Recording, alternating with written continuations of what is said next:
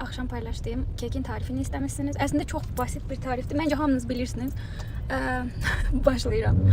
Niya ile Yemekteyiz''e hoş geldiniz. Deməli, 3 tane yumurta, 1,5 bardak bildiğimiz su bardağı şeker. İyice çırpırsınız. Yumurta ağarana kadar çırpırsınız. Sonra üzerine 1 stekan süt, 1 stekan yoğurt, yarım çay stekanı yağ, sıvı yağı.